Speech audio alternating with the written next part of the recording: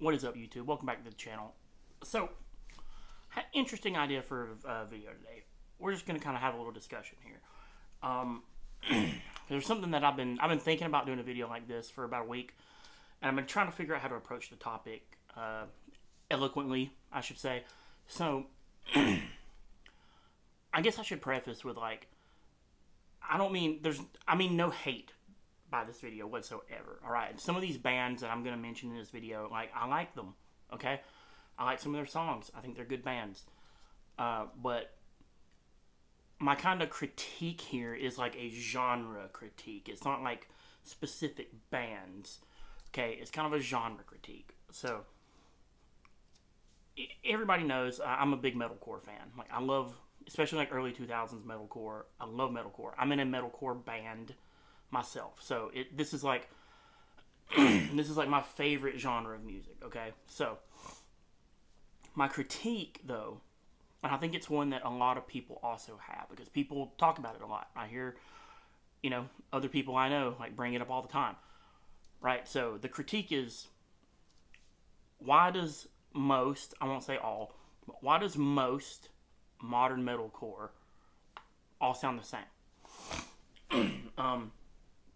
Because let's be real, a lot of it does. A lot of it is very formulaic and very derivative. Not just in songwriting and the structure of the composition, right? But the tones, the production, all of it is very derivative. So why is that? I have a couple of reasons why I think that is. And it isn't, I'm not going to blame it all on the bands. So the bands they're responsible too. I mean, they're the ones writing the songs. They're the ones doing all the same cliches, right? The same breakdowns, the same call-outs, the same 3-4 chord singy choruses. So there's some blame there too.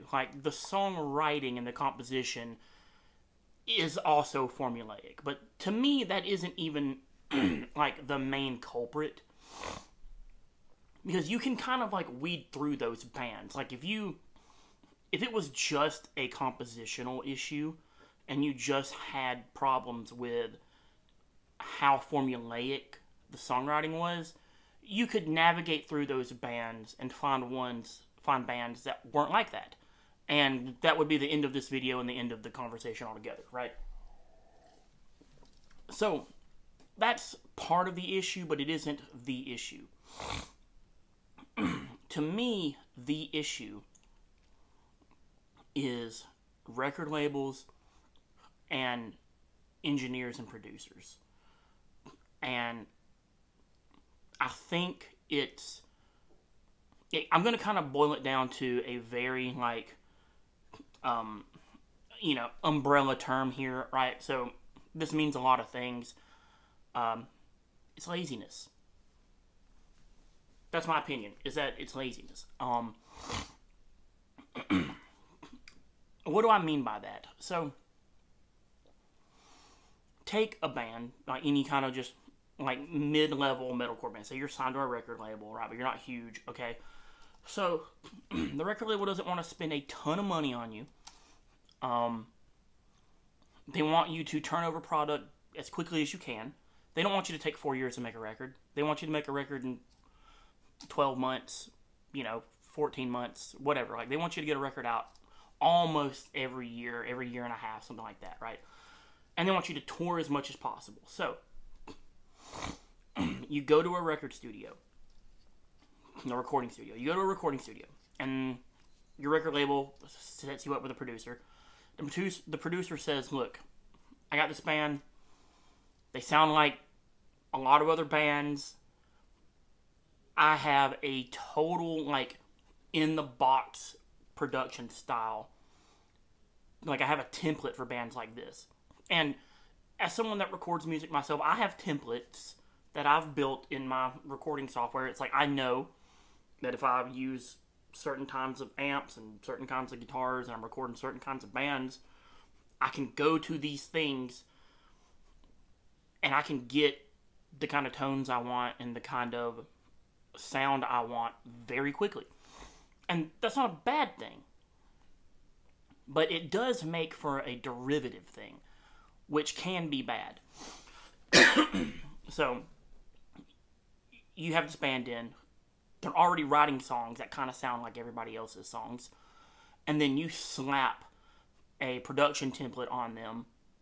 You use the same drum samples. So first off, you don't even bother recording their actual drummer. Or if you do record their actual drummer, you grid lock or timeline everything he does. So what do I mean by that, right? For people that don't really know anything about recording, right?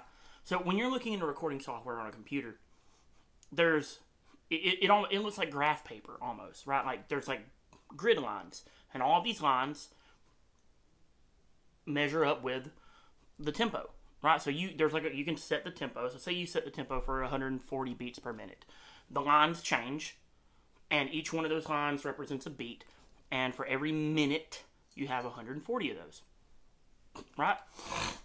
So when you're recording drums, or anything for that matter, guitars, vocals, whatever it might be, when you're recording, you can see, like if you're playing drums and you're hitting on what should be the one, and the drummer is off a little bit, the kick beat won't be on that line. It'll be behind it or in front of it, depending on how the drummer plays, right? And what a lot of producers do is they'll take all of that stuff and they'll just grid lock it. They'll just move everything to where it's supposed to be. So every kick hit is on every line it's supposed to be on. Nothing's a little behind or a little in front of. Everything is just boop, boop, boop, boop, boop, right on the line. And, you know, you can argue the merits of that or the morality of it till you're blue in the face. That's not really what I'm going to do. What I am going to do, though, is point out that it makes everyone the same. Right? So if you're a drummer and you have a tendency to kind of come in behind the beat a little bit, or maybe you have a tendency to kind of come in a little ahead of the beat, maybe your tempo fluctuates just a little bit as you play, because we're human beings, we're not machines, so no one's perfect. No one can play perfectly in time for 3.5, 4 minutes, whatever it might be, right? So there's going to be some tiny little fluctuations in how you play. When you remove all that, it becomes irrelevant. Like, my skill sort of becomes irrelevant. If you're just going to grid lock, timeline, what are you going to call it? If you're just going to do that to every note I play, what does it matter? I'll just play the passage one time. You can timeline it, and then you can copy and paste it every time it happens. Okay. It makes everyone sound the same. Because you sound like the grid. You don't sound like you sound like the grid. And the grid's always on time. To me, that's just boring. Right? I'm not going to say that it's bad, but it's definitely boring. Because there's nothing unique about it at all. So now let's take that concept. We're just locking everyone to the grid. Okay? Now let's take that and let's go. We're going to sample replace all the drums. Say we actually bothered to record the real drummer, but then we chopped all of his parts up. We slammed them all in time perfectly, even if they needed it or not. And then we took all of his actual recorded drums out, and we just put in a drum program. Samples. Because we didn't want to take the time to mic up the drum set, find good tones, test them out, and commit to them. So we just pulled up Superior Drummer, or Get Good Drums, or Slate Drums. There's only like 3 or 4 drum programs people use, right? Like in a professional setting.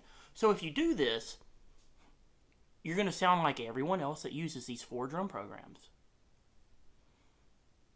And it's a lot of people using these drum programs. So you're just going to sound like them. So it's not even you playing anymore. It's not even your drummer playing the drum parts anymore. It's uh, whoever recorded those drum samples. They're the ones playing. It's, you know, Matt Halpern from Periphery playing drums on your record, basically. Because you replaced all your actual drummer's hits with Get Good drums. And he's the one that recorded all the parts for, all the samples for Get Good drums. So, and it's his drum set. So congratulations, you have, which don't get me wrong, it sounds awesome. But okay. Now, let's take guitar playing. So we're going to do the same thing with my guitar playing. We're going to copy and paste everything and timeline everything. And completely, like, edit my guitar parts up to where they're perfectly on the grid 100%. Then what we're going to do is we're going to take an amp sim. And what does everyone use? Everyone uses the same half dozen amp sims. Right? ML Sound Labs, Neural DSP, STL Tones, right? Like, that's what everyone's using. So, now you have the same drum samples as everyone else. You have the same guitar tones as everyone else. Bass is even, like, more funny because in a modern metalcore context, it's literally just the Neural DSP Darkglass plugin. No one uses anything else. Like, it's literally just a Dingwall bass and a Darkglass. Like, no one even attempts to find any other bass guitar tones other than that, right? So, and don't even get me, like, I'm not even going to go off on a huge tirade about vocals because by now you should know that every vocal that you hear on a, like, label-released record in modern metalcore is so auto-tuned it's ridiculous. And I say that not to be like these guys can't sing or these gals can't sing or whatever. A lot of them can sing, and a lot of them are actually really good singers. But producers auto-tune them anyway, for no reason. They just do it. And it's ridiculous. And so they all wind up sounding the same. Because they're all grid-locked, they're all auto-tuned, all the guitars are grid-locked and reamped with the same amp sims. All of the drum samples are the same drum samples. So, when you listen to all these bands, you know, like, I thought about name dropping some bands at the beginning of this, but I'm not even going to do that. It's not even, there's no point in it. You know what I'm talking about. You know who I'm talking about. If you listen to a lot of these bands, they all sound the same. So, you're taking a genre of music where the artists are already kind of, like, copying each other artistically and creatively, like, with how they write. And then you're taking a producer that just wants to... I'm not saying the producer doesn't care. I'm not saying that. They do care. But what they care about more is turnover, right? If they can turn projects over quicker, they can get more projects, which means they can make more money. So, like, it kind of feeds into itself, right? The more projects you can turn over, the more projects you can take, the more money you can make. So, I understand it to a degree. Like, from a business perspective, it makes sense, right? I'm a producer. Why record one band in 2 weeks' time when I can record 2 bands in 2 weeks' time, right? Like, it... But I feel like what it winds up doing is bringing a disingenuous art to market. I'm not even going to say product, because art is... I hate, like, the concept of, like, art as a product. I mean, I know that's just the world we live in these days, but, like, if you're going to mechanize and turn art into a product, the least you could do is let it retain some semblance of its genuineness. by letting the artist perform their own music and record it in a way that is somewhat genuine, right? Like, I'm not saying we should go back to like the 1970s and record everything on reel-to-reel tape. Now, there are some artists that do that, and that's cool. And I'm not saying that's for everyone. You can use modern technology in a way that still allows you to be genuine, you know? You don't have to do all these things that a lot of producers do. A lot of them do it for their own convenience, and they do it because they don't really want to put the work in to do anything more complex than what they know they can do quickly, right? Because it does take a little more time to mic up a drum set and get good tones out of it. It does take a little more time to mic up a guitar amp and a bass amp, move the mics around, record it, see how you like it, move the mics around again, record it, see how you like it. And then once you find something you like, you're kind of committed to it. You record it and it's done. You can't go back later and reamp anything or replace it with, samples. Like, if you do it old school, you're married to it. I picked this guitar tone, this is what it is. I like that, right? My philosophy's always been, the better it goes in, the better it sounds coming out, right? I don't want to put in the least amount of effort tracking in and then just fix it all in post-production with editing and reamping and all this stuff, right? I want the performance to be there.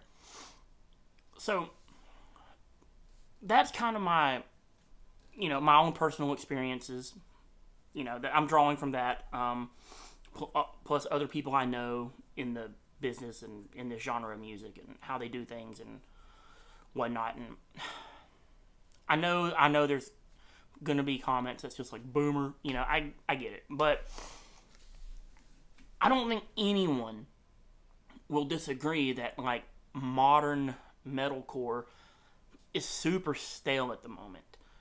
Like I said, a lot of the bands that are real popular right now that you see all over TikTok and stuff, you could cut and crop any section of any of their songs and mix and match them together, and you really wouldn't know.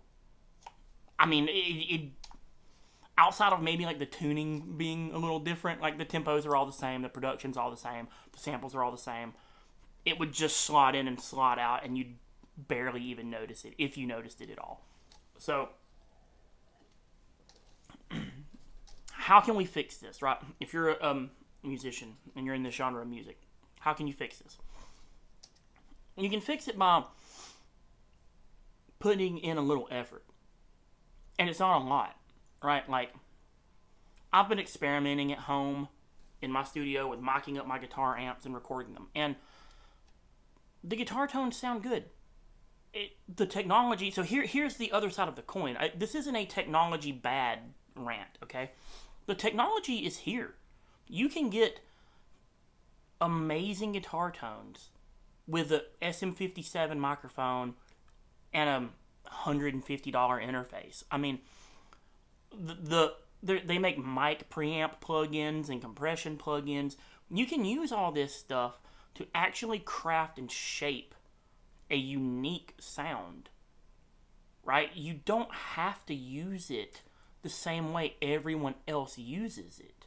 You don't have to use the same presets in the same plugins that everyone else uses.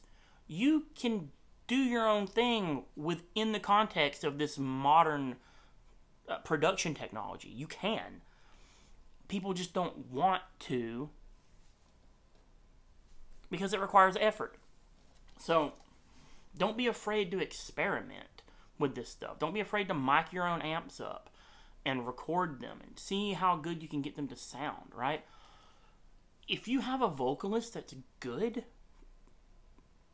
don't pitch correct everything they do. Even if it doesn't need it, you pitch correct it anyway. Like, don't do that. Don't just turn the pitch correction software on and leave it on the whole track. Like, if you need to tune a note here or there, one little thing, That's not what I'm talking about. I'm talking about just like, it's fixed. It's boom, pitch correction, the whole song.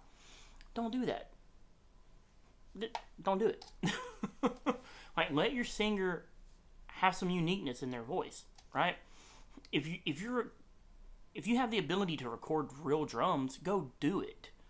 And don't let a producer strong arm you into one, taking all your drum parts, chopping them up, timelining them, and replacing them all with slate drum samples or get good drum samples. Don't let them strong arm you into that. Make them do their job. Don't be difficult, right? Like, don't be a jerk. You know, you can work with people in a like professional and like, you know, courteous manner, but you're paying them money to make your record. So don't let them strong arm you into doing something lazy that you don't want to do. Mic your guitar amps up if you want to. Mic your drum set up if you want to. Don't let them gridlock and time align everything to death if that's not what you want, right? The other side of that is that, unfortunately, is what a lot of people want. And I can understand why. I really can. So I don't want, I don't want you people watching this video to think that I'm so removed from it. Like, no, I totally understand why someone would want that stuff. Because, like, again, because of the commercialization of art, right? You do want your music to be competitive as a product in the marketplace. That's just the unfortunate, way that art exists today, right? So if your music doesn't sound as good, if it's not as loud, if it's like, if it doesn't sound the same quality as your peers, people are going to ignore it. So I do understand that, but you can get there while retaining a sense of individuality. It's just more difficult to do, and a lot of people opt for the easier path because it's more convenient, and it's quicker, and it's cheaper, and producers love it because they don't have to do as much work. So that's, kind of a different video today, I guess. That's kind of my rant about modern metalcore. The only reason I'm even making this video is because this is my favorite genre of music. I love metalcore, especially old school metalcore, like late 90s, early 2000s metalcore was super cool. And all of those bands had kind of their own sound and their own thing going on to them.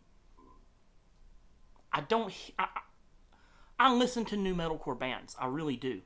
I'm not one of those people that only listens to the stuff that came out when I was in high school back in the early 2000s, right? I'm not one of those people. I listen to new stuff. That's how I know all this stuff. That's why I even have the ability to like make this video and make this critique of the genre, because I listen to all this stuff. I listen to a lot of new bands.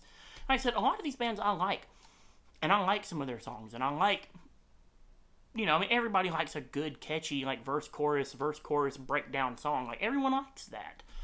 So I'm not saying this isn't coming from a place of like, I hate this genre, I think it's dumb, whatever. I'm not one of those people. Like, I'm in this genre. I love it. It's my favorite genre of music. And I want it to not be boring. I want it to be unique and creative. And I want it to thrive. And I want the bands in it to thrive. And I don't think that's going to happen if bands just keep recycling themselves. Recycling the same formulas. Recycling the same riffs and breakdowns. Recycling the same lyrical themes. Recycling the same production elements and tones. If we keep doing this, eventually the genre will fall apart. People will get bored with it, and they'll move on to something else. So, if we want the genre to thrive, and we want it to continue to be innovative, we have to stop being derivative. So, thank you guys for tuning in to the video. Please leave me your comments and opinions. I would love to read them. Smash that like button if you haven't. Subscribe to the channel. please. Way more people watch the videos and are subscribed to my channel.